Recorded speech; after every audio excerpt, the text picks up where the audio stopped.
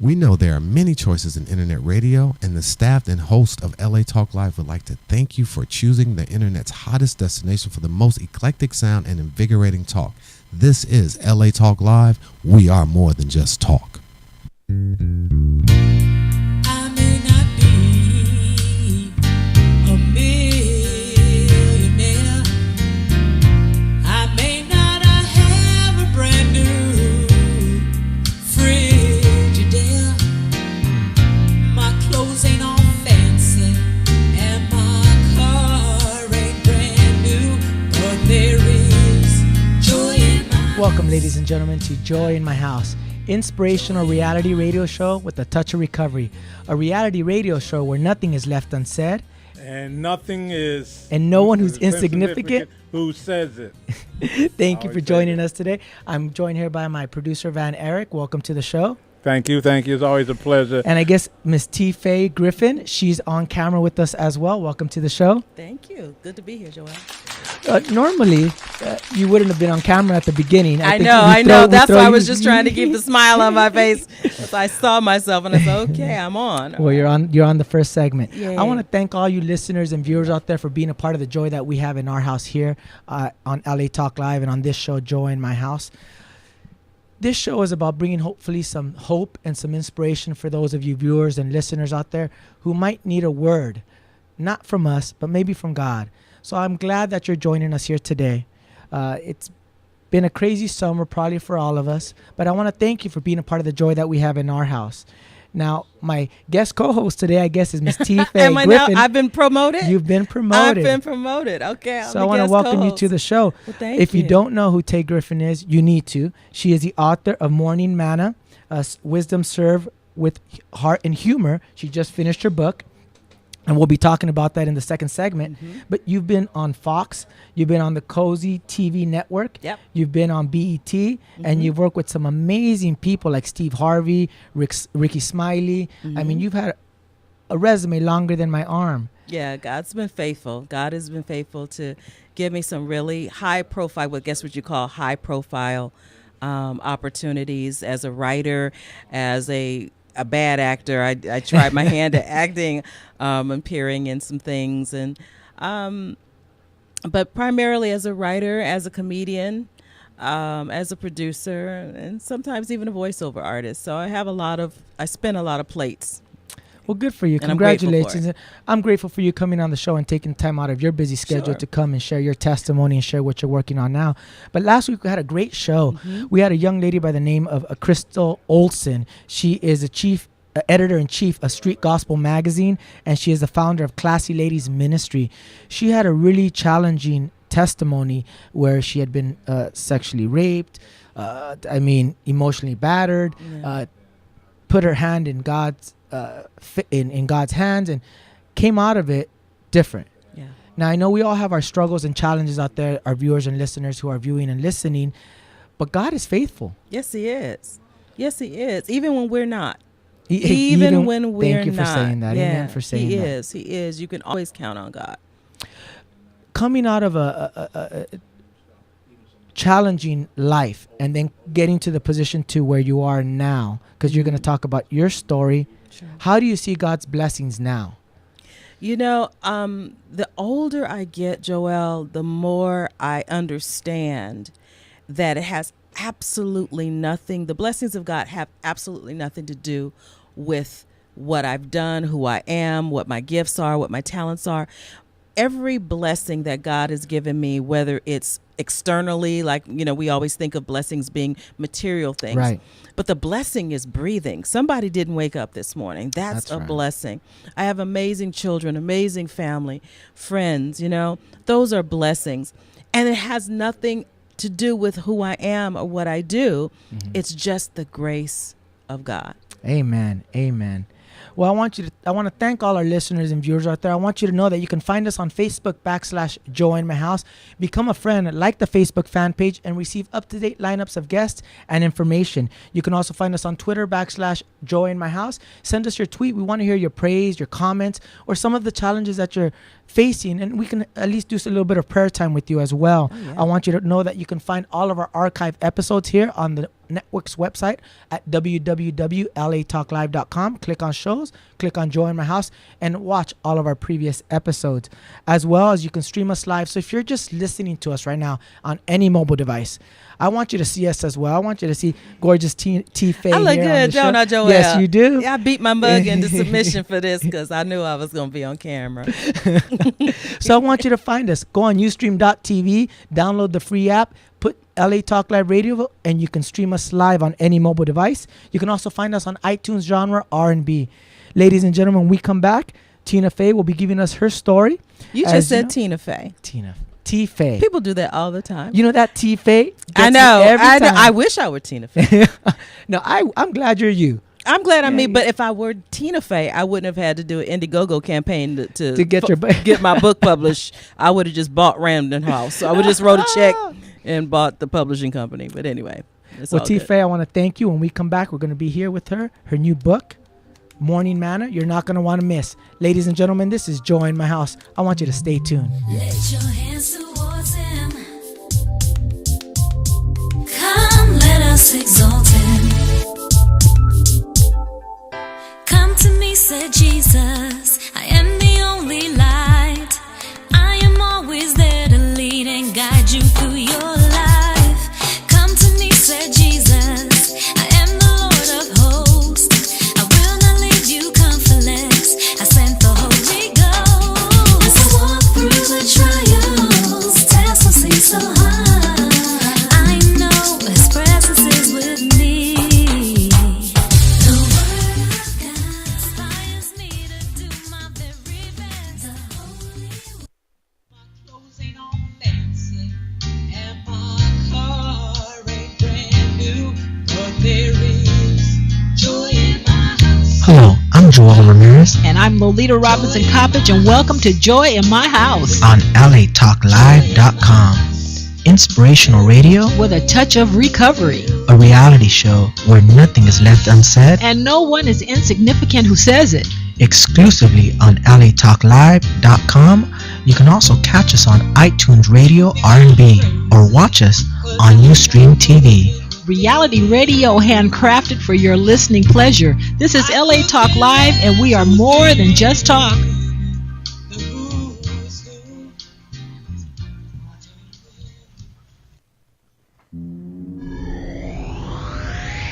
Hi, I'm Ro Williams, and I would like to invite you to join GospelRhythms.com live every Sunday at 4 p.m. Pacific Standard Time for our new show, Gospel Rhythms Talk Live.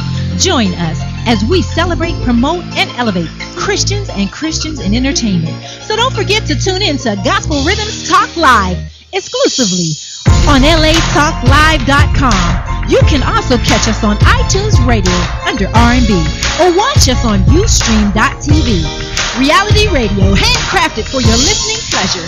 This is Gospel Rhythms on LA Talk Live, where we don't just talk about it, we are about it.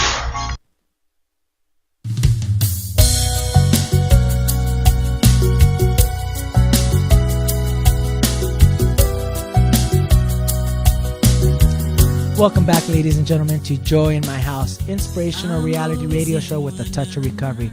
I'm joined here with my in-studio guest, T. Faye Griffin. Welcome to the show. Thank you, Joelle. Good to be here. If you don't know T. Faye, you need to. She has a resume longer than my arm. Now, you've had some amazing opportunities. Like I said, you've been seen on the Fox Network, Cozy TV. You've been on BET. Yeah. You work with Steve Harvey. You went on tour with them. You've really had some amazing opportunities. Are you a comedian first? You know, I'm a writer first. I like to use the word humorist. It's kind of a word that's fallen out of usage. A humorist is someone who writes comedy, performs comedy, is all, you know, that's a humorist. So I'm starting to lean towards using that, because when you say stand-up comic, then you think There's a stigma to it. There's a stigma. not so much a stigma, but there's an expectation. Oh, wow. You know okay. what I mean? There's an expectation. And so if it's comedy, I do it all. Well, we have a caller. Already? Why don't we take a caller Oh, already? my We just gosh. went live, and why don't you link the caller in? Welcome to Joy in My House. This is Joel Ramirez and T. Faye. Why don't you tell us your name and where you're calling from? this is Joy in my house. Why don't you let us know your name and where you're calling from? I think the call was dropped. Okay. But Tiffany, we'll continue. So you've had just amazing opportunities, and for you to be so faithful to God in this industry that's very difficult, I got to commend you on that. It's Thank always really tough to be doing what you're doing in this industry, because this industry pulls you left, right, up and down, Oh, yeah. and tempts you in every way with fame, money, relationships, drugs and alcohol. Yeah. I mean, it's really the devil's playground. But for you to stay faithful to your ministry and to now have God bless you with this new book, Yeah. it's an amazing thing that you're doing, and I want to commend you for that. Thank you for that. It's being in this industry for now over 20 some odd years. It's cost me some things because I've made some choices that were not popular. One of the big decisions that I made very early in my career, coming off of a show called In Living Color, where I was a staff writer for a couple of seasons, and I was part of a writing team, and we were on a trajectory to become the next hot female writing comedy team. But I was raising my sons by myself, and I made the decision to dissolve the partnership, not because there was anything wrong with her. Sonia Rice, I love you. Sonia Schmidt, I love you, baby. She's amazing. And she went on to do fantastic things without me. But I made the decision, Joelle, to go home and to raise my boys. And it cost me. I was making a whole lot of American dollars. I mean, a whole lot of American dollars. But after 2 seasons on In Living Color, I found myself back on welfare.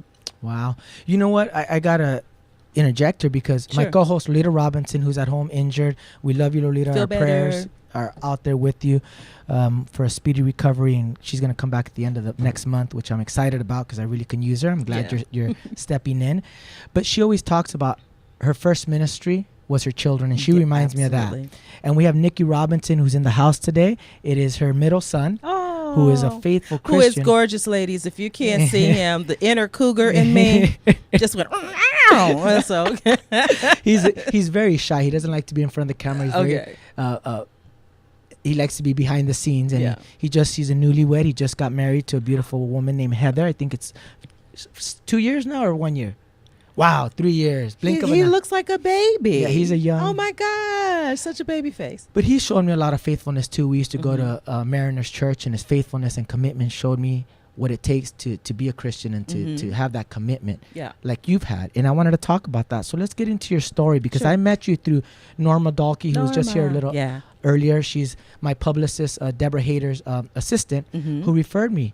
And I do a lot of my homework before I book somebody.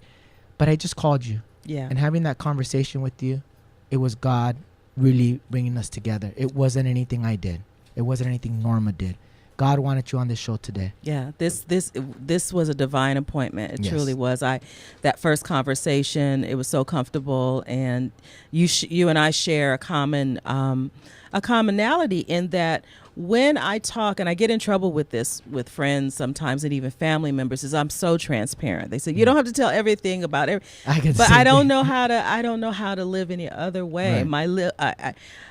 I just live out loud. I live openly, and hopefully my mistakes, my challenges, things where I've fallen short will help someone else maybe avoid those mistakes. Right. But if I play it close to the vest and try to give this perfect appearance, I don't think that serves anybody. It really doesn't. So I want to thank you for that, because we're going to go right into your family of origin. Now, where did you grow up? I am a proud product of South Central Los Angeles. Proud product. They call it South LA, but I'm South Central Los Angeles to the grave. So raised in and around South Central Los Angeles all my life. I'm one of 7 kids, and I'm not really a middle child. I kind of fall towards the bottom. I was the baby for like 7 years, and then Tony showed up, whatever. and then Paradise came after her. But I'm one of 6 girls, and growing up in South Central LA, even though, and I have a really interesting family dynamic. If we have time, just really quickly, I was not raised in my mother's home. I was raised in the home of my godmother. At one point, my mother, who had stair-step kids, she had babies after babies after babies. We were all kind of farmed out to our godparents. Eventually, most of us came home to be in my mom's home, but I didn't. I remained in my godmother's home, as did my brother, as did one of my sisters, Snack, hey honey, for a brief time before she came home. So it was an interesting dynamic being raised pretty much as an only child, Right. but I had siblings somewhere else. I was raised pretty much what would be, I guess, considered upper middle class for black families during the 60s and 70s, whereas my sisters were living at some points in just call it what it was, in poverty. And so there was this clash.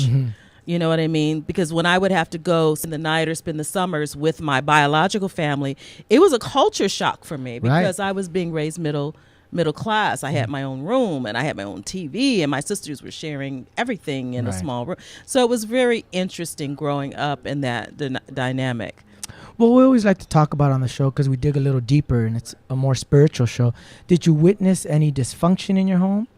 Absolutely. I defy anybody to say, because if anybody ever tells you that they've never experienced any dysfunction in their home, they're lying, because everybody has. My father was a heroin addict. He had a heroin addiction. He was in and out of prison a lot, but I adored my dad. I adored my father. My godmother was very strict, not affectionate at all. She was not a hugger. She was not a complimenter. You know what I mean? So very distant. Yeah, very distant, very distantly emotional. So I was starving for that kind of affection. Although she provided for me very well. I had all I remember my 12th Christmas when I was 12 years old. I got a white rabbit fur coat for Christmas. What 12-year-old has a white? You know what I mean? But she took care. She worked very hard, but I never got hugs, and I never got. Well, I can relate to that. My father coming to this country with 12 brothers and sisters, being a Mexican immigrant, shine shoes in Alvera Street. They say Mexicans are taco vendors. He told taquitos in Alvera Street, shine shoes for a nickel. But becoming one of the first Mexicans to get his master's in physics from Cal Poly Pomona. He's now a physics professor. Provided for us very well, educated us very well, and taught us very well. Good morals, good principles, but emotionally detached. Yeah. So I admire him. I looked up to my father. My father's my hero. If I'm half the man he is, I did okay. But at the same time, the hugging and the kissing wasn't there. Right. Or the compliments or the applaud when you did well. And so we all need that. And you know, I sought that affection when I got to be in middle school and high school. I sought that affection as most girls do, that validation as most young girls in that type of situation do with boys, with guys. You know what I mean? So I gained this reputation of being very promiscuous, even though I wasn't necessarily like, I'm going to use the word, I wasn't a hoe or nothing like that. But, you know, I had a few fellas, you know, and I became a mother very young and all of that. So, you know, I had that dynamic. I became a single mom very, very early. I was 18 when my daughter was born. Wow.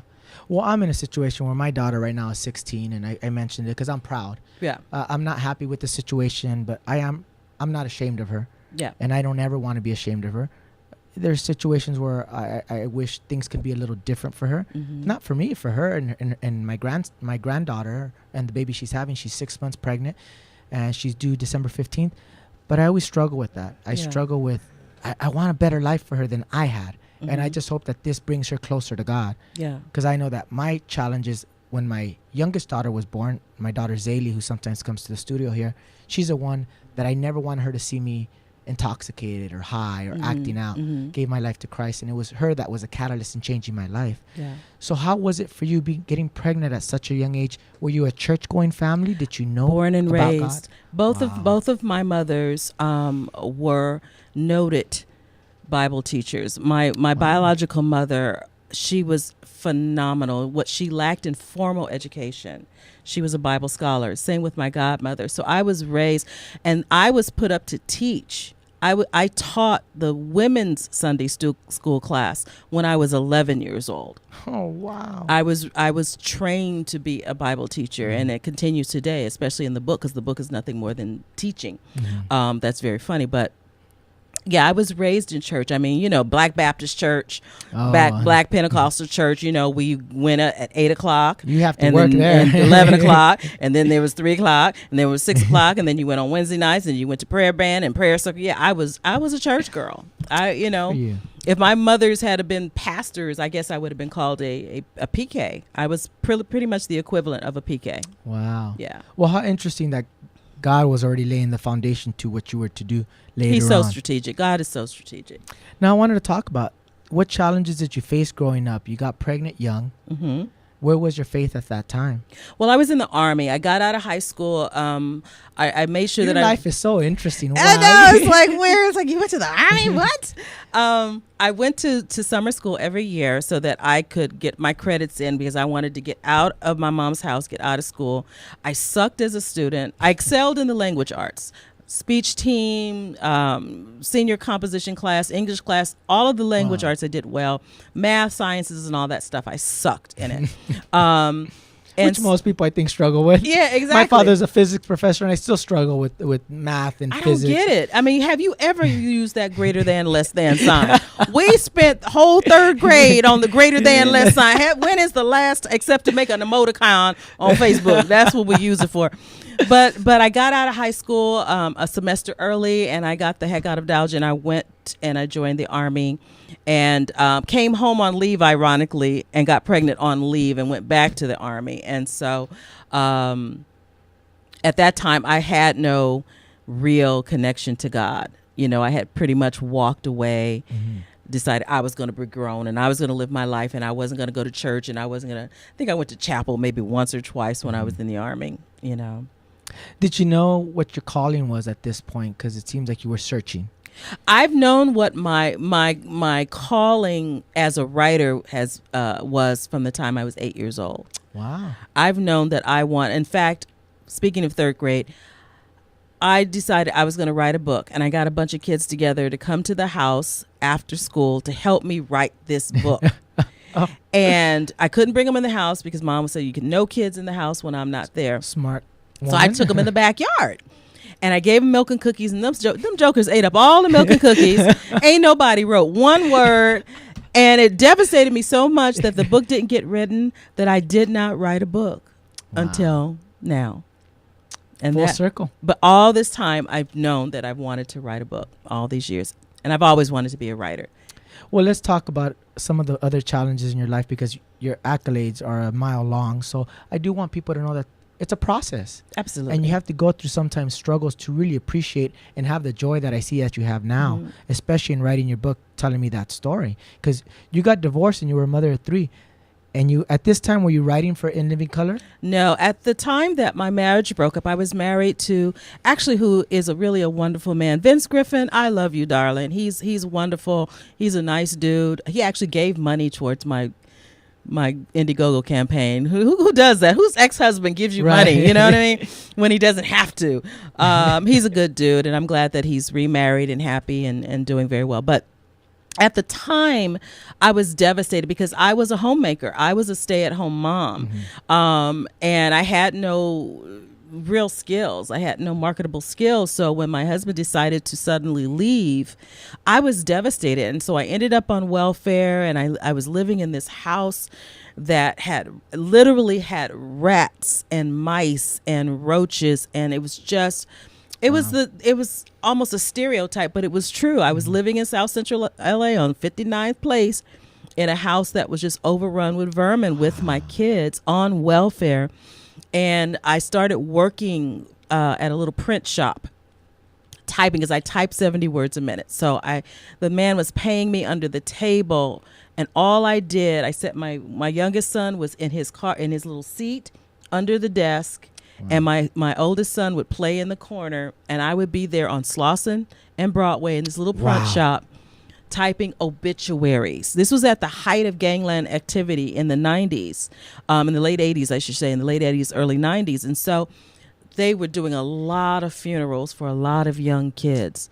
And this company specialized in typing and printing the what do you call them, the programs for funerals. So I would spend my days typing obituaries and rewriting them Well, that's amazing, that God was crafting your skill, honing your skills in a circumstance very rare. Yeah. Very rare, but he's developing your writing skills, typing skills, so on and so forth, to then eventually use you. So those of you who are listening and viewing out there, sometimes God, not sometimes, I don't want to say all the time, God has a purpose for your life. And you might not understand it now, but you allow your submission and your relationship to grow with him, and he will reveal that to you. Absolutely. And, and it's not like it was a perfect thing in terms of because still I had started going to church. I started taking my kids to church. And Bread of Life was the name of the church that I was attending in Carson, California. Major Johnson. Hey, Pastor Major. And I was starting to get my relationship with God together. I got rebaptized. I got baptized when I was a kid. When I was 35, I got rebaptized. And it just totally changed.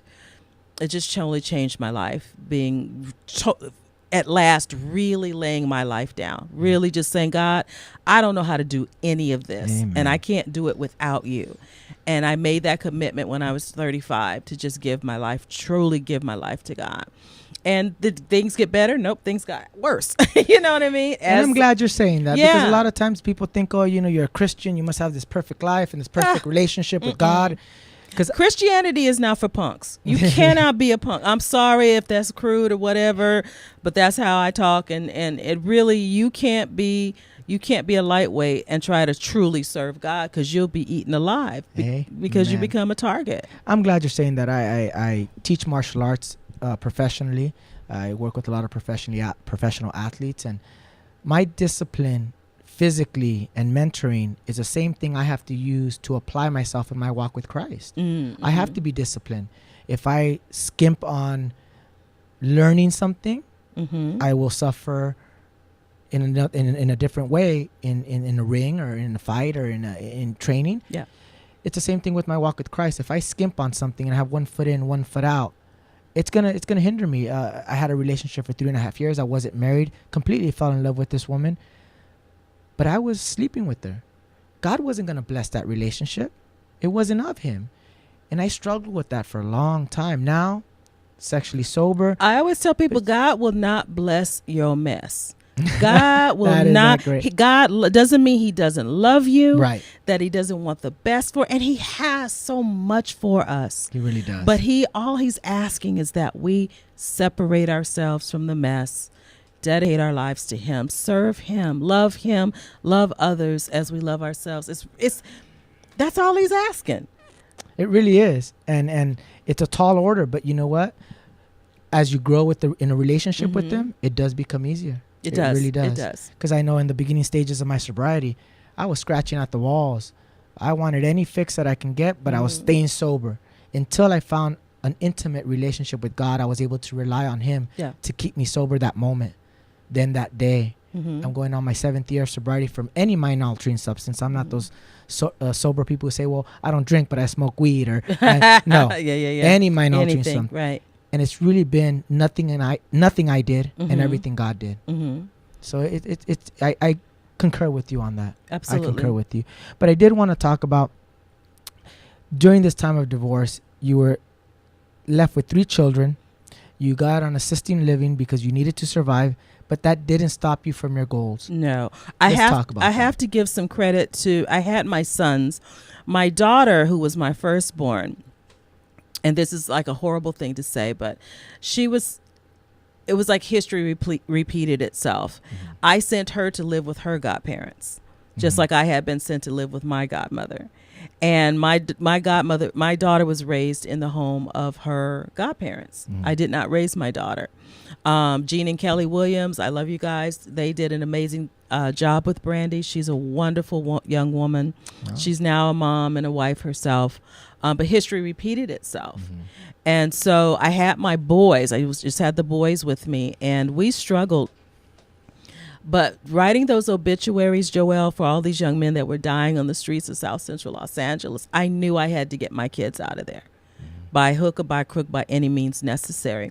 So I started applying for jobs, and as the Cliff Note version of it is, I applied for a customer service job I had worked at Bank of America years ago, so I pulled that out of the hat, and I applied for a customer service job writing business correspondence for KCET, which is the PBS, used to be the PBS station in Los Angeles. Right. I didn't get the job, and I was so devastated. But 2 days later, the manager called me back. She says, well, that job I don't think you're ready for in terms of your writing, which is so funny to me now. She says, but we need someone in the call center. So I got the job working in the member services department of KCET. Wow. I moved up the ladder, up the food chain. I became a secretary to one of the directors there, the executive director of cultural programming. Learned so much. Then I got promoted into marketing. I got a marketing fellowship from WGBH in Boston. This is all. I have a high school diploma. That's amazing. I barely got out of high school. I still don't really know if the comma goes inside or outside the parenthesis. So when you read the book, okay, I'm gonna tell you, there's typos in the book because I got a high school diploma from Los Angeles Unified School District. Don't judge me.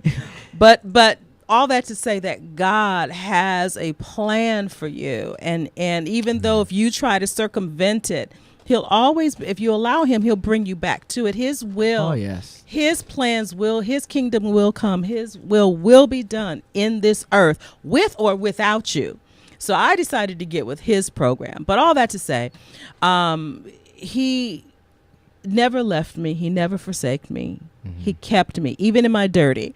Now, you would think someone who experienced such blessings of God and such promotion from God would just be all sold out. Right. Nope. Got into a relationship with a married man. Wow.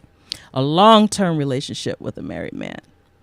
Finally got myself out of that. Things were cool. I'm going to serve you, God, and I'm just going to wait for the man that you have for me. And then here comes another married man. That became a 4.5-year relationship with another married God. I was serving in women's ministry in a leadership position, sleeping with a married man.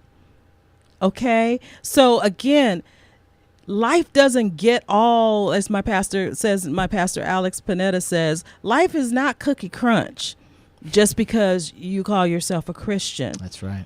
You still have to live in this flesh and live in this world, and you still have to fight the good fight of faith. That's right. And that was a battle that I lost, you know, and I'm sure the opportunity will come again for me to make the choice. And I pray, God, that I will always, from this point on, after that last relationship broke up, I will always make the right choice. Make the right choice. Yeah. But God forgives. Yes, he does. He forgives. And he doesn't condemn. He doesn't condemn us. His mercies are new. Every morning I wake up and I have this, and this may sound crazy, but I have this sense when I wake up in the morning after I go pee, I got new mercy. I got new compassion today. Because his mercies are new every morning. Because of his mercies, I'm not consumed. I should have been burnt up. It definitely sounds like you should have been burnt up. Same here. A long time ago. That's right. But because God is so merciful and so kind, he can still use us. Amen. He can still use us. And he does. And he does. I mean, for me to be sitting here and have a platform where we're sharing God's work, never would I thought that he would use a broken vessel like me, a guy that was drinking, womanizing. He had multiple girls, they weren't pregnant, I guess, at the same time, but just had a child and have another woman who's pregnant. Yeah. To use me now in a position like this, it's so humbling. Only God. Because God really is graceful to me. Yeah. And I don't know about anybody else's relationship with God, but I know that he forgives me. Yeah. He wouldn't be using me. And I was thinking that earlier today, how amazing he is, how humbling it is for him to allow me to be here today to talk about his good work. Yeah.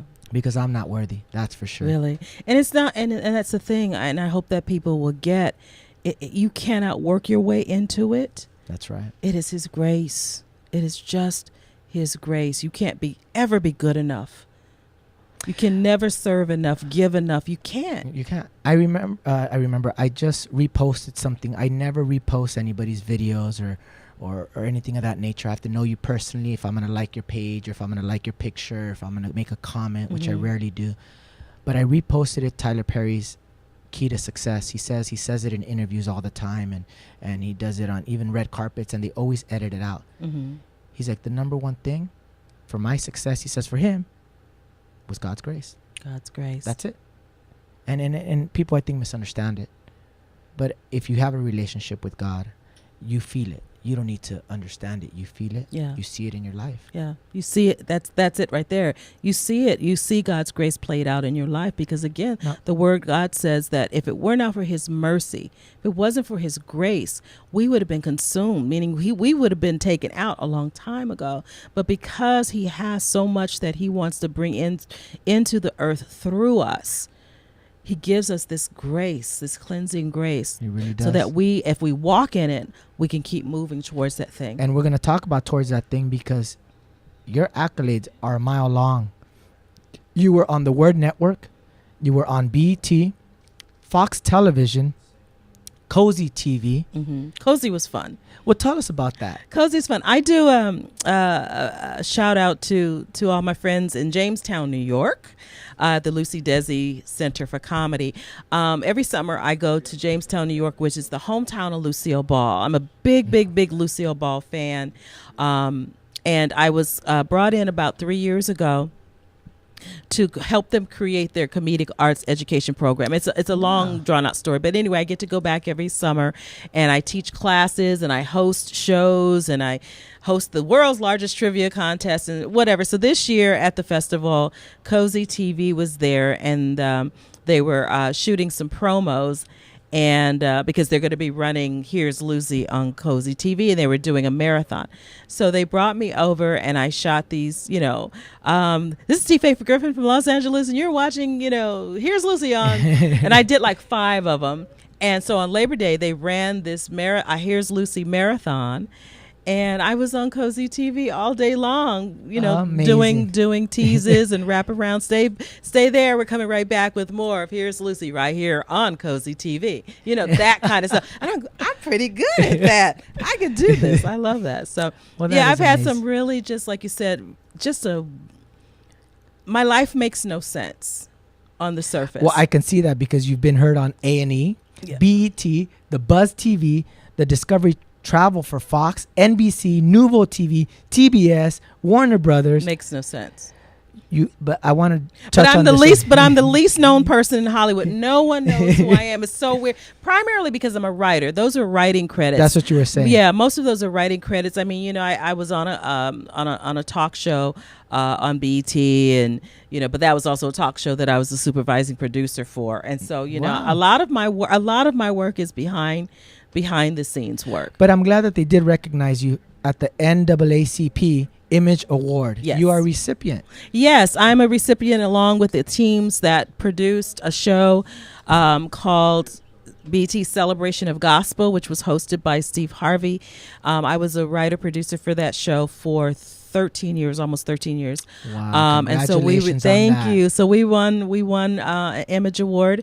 And then what's the other Image Award for? Oh my goodness. That's crazy. I don't remember what it's for. I don't have that on my script. Oh, Black Girls Rock. Okay, BET's Black Girls Rock. I know because it's new. It's just it just have yay. So Black Girls Rock, Beverly Bomb, love you. We won a Image Award last year for Best Variety Show, and then I was nominated for the Trumpet Awards a few years back. We didn't win, but I was nominated. So it's nice to be recognized, appreciated for the work that you've done. Yeah, but honestly, an NAACP Image Award and a quarter will not get you a cup of coffee. I mean, I'm just really, it's not. Well, this might get you a cup of coffee because you toured with Steve Harvey and the gospel legend Kirk Franklin in the Ain't Nobody Perfect tour. Well, what I did is Steve had just come out with his first book, Think Like a Man, Act Like a Lady, and so he was on his book tour, and while he was on his book tour, he was also getting ready to go on a tour with Kirk where there would be music and comedy, and he needed new material. He needed fresh, clean, because I am Steve Harvey's clean writer. I write for his clean audiences and his clean Christian audiences and stuff. So while we were on the book tour, we would get on the tour bus and we would drive, like say from Atlanta to Henderson, North Carolina somewhere, and we're writing Wow. And then we would get to Virginia and they would do a show, and it was so much fun. And we traveled on the same coach that the Obamas Wow. traveled in 2008. So I got to sit my hiney where Michelle sit her hiney. My hiney was bigger, but yeah, that was kind of it was cool to have that opportunity, and then to go into the arena, and then Right. you know, Kirk would blow it up, you know, because he's amazing, and then Steve would, you know, tear the house down, and it was just fun. It's What fun amazing job. opportunity, because you are currently developing a one-woman show for a Tony Award winner actress. Tell us about that. For Tony-nominated actress Starletta Dubois. I love Auntie Star. Auntie Star is an amazing actress. She is a legend here. She was on The Notebook. The Friday After Notebook. Next. She's that face that you Big always see Mama's in House. movies. Like she played Whitney Houston's mother in Waiting to Exhale. I mean, she's one of those faces that you know. But what most people who don't know her outside of the context of film don't know, that Star is an amazing stage actress, and she's in her 70s, and she looks like she's in her 50s, and she has the energy of a 40-year-old. And so we're developing this one woman showcase for her called Mother Wit, and I'm honored to be working with her and to be helping her develop her own signature piece, which will be showcased next year at the North Carolina Film Theater Festival. So we're how working amazing. on that. And God didn't stop there. No. And this is what I wanted to talk about most. T. Faye Griffin. Morning Manna. Wisdom served with humor and heart. Ladies and gentlemen, when we come back, we're going to talk about Morning Manna. You're not going to want to miss. This is Joy in My House. I want you to stay tuned. We'll Stay be right tuned. back. We'll be right back.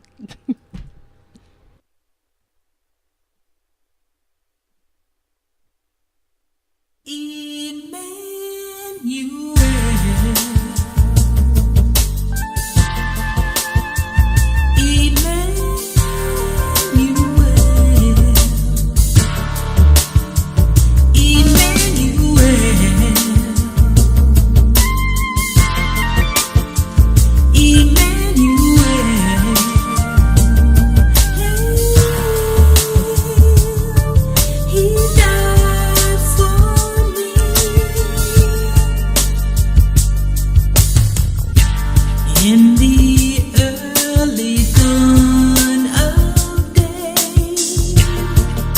he quietly slips away. A peaceful and humble man, he seeks his Father and prays. He is not God's soul, they say. He doesn't really. That's not so. He's just a friend. Welcome back, ladies and gentlemen, to Joy in My House, inspirational reality radio show with a touch of recovery. A reality radio show where nothing is left unsaid and no one who says it is insignificant. I'm joined here by T. Faye Griffin, author of Morning Manna, Wisdom Served with Humor and Heart. Welcome back to the show. Thank you. Well, yes, well-deserved applause. Thank you. I'll take it. And I want to talk about this book because this is very inspiring, to be honest with you, because of its twist to it. Because it's wisdom served with humor and heart. Yes. Tell us about that. Well, again, I have a hard time being serious about anything. I can't even really tell you why I speak and think the way I do. I guess it's just the way I'm built. But when I read the Word of God, when I read the Bible, when I interpret it in my head, it always comes out with a little twist on it. And it can be humorous or it can be so heartfelt. And one day can I tell you how the book came Yes, about? That may please, help please. explain it a little bit. So how the book came about is one morning I was up and I was making my bed. And I decided to listen to some music while I made up my bed. And a song came on by a singer named Phil Perry. I love Phil Perry. And Phil Perry sings these very sensual, love songs and ballads. And so I'm fluffing and folding, and then all of a sudden I'm feeling a little, and I was like, no, I better turn that off. And so I turned it off, and then I immediately went to Facebook, and I wrote a post. And the post was, note to self, refrain from listening to Phil Perry in the morning until you get a husband. Frustration is not a good look. And then I had a scripture to back it up. And so, and that post got so many hits, Joelle. People were just commenting on it, and they were laughing, and they were sharing their frustrations as being a single Christian who's trying to do it God's way by not doing it. You know what I'm saying? And so I do. yeah, exactly. Okay, so you know. So it just opened up this dialogue of people, even married people and non-Christians were all. Wow. So I said we vented and we laughed and we shared, but mostly we prayed, because some people inboxed me privately, and those were the ones that inspired me to the next day to write, to pray and say, God, is there something else I can say that will cause people to think and cause people to want to know more about what the Bible says about that. Right. And that little Facebook post, Joelle, became 7 months worth of posts. And the post went from being 2 lines to being a paragraph to being 2 paragraphs to being a page of its own on Facebook to becoming a blog. And now it's a book. And now it's a book. And so it's just, and I wrote the post the way God speaks to me, and sometimes God and I laugh. God has a sense of humor. Did you know that? Yes, he does. God has a sense of humor. And so sometimes he speaks to me with a little tongue-in-cheek humor, and sometimes he speaks to me very heartfelt and very seriously. And so that's how I write. And it's very conversational. It's a very easy read. I call it, it's not your mama's devotional. You ain't got 365 days of reading, because ain't nobody got that much time to write that long of a book. But, if you say, if I need more than 270, I think it's 270 something of them. And if you feel like you need 365, I suggest you just read the Bible after the 273. Well, I do want to mention, because it was debuted at number 21 on Amazon's.com's top 100 religious humor. It debuted high and then immediately fell to the bottom. But it was kind of cool. Cool to be up in the top 100. Now, I did want to ask. Sure. What can they find that's unexpected in this book? I think that the most unexpected thing, Joelle, that people will find in the book is the transparency, the candor. And I think people will find themselves. I think people will be so amazed how they can relate, because the readers that I have so far who've been with Morning Manna since the beginning, that is the one thing that they've said over and over is, oh my gosh, you read my mail. That's my life. This, I know how that feels. And so I think, and not just people who go to church, not people who are Christians, but I have people who are not religious, who are not spiritual, who have gotten some benefit from reading it, and who love the book. So I think that's the biggest thing that's unexpected. It's like, wow, I can relate to that. And it's not churchy, because I call it a devotional with a bite. Devotional with the bite. It's a devotional with the bite. And some people, it's not for everybody. Some people may be offended. I talk about masturbation in there. I talk about adultery. I talk about all kinds of things. I talk about what's in the Bible that people don't even realize. And I think that's important, because there's certain things that we kind of sweep under the rug. Absolutely. Wow. Absolutely. Morning Manna, ladies and gentlemen. I want you to go find the book. I want you to purchase the book on Amazon. Go to my website. Go to the website. You got www.morningmannathebook.com. I want you to go out there, purchase the book. You can also find it on Amazon. You can also find the Facebook fan page /Morning Manna with Faye. Like the page, and then receive up-to-date lineups of where you're going to speak, where you're going to do book signings. For more information on T. Faye Griffin, you can go to her tfaygriffin.com. And you have an up-and-coming event. I have an up-and-coming signing that's happening next Sunday. I'll be at the Cali Rose Literary Arts Cafe in Inglewood, California. At 4 p.m., I'll be doing my first signing there. So I'm really excited about that. And for those of you who are local, the Cali and who are writers, Cali Rose Literary Arts Cafe is a wonderful place. It's a little haven.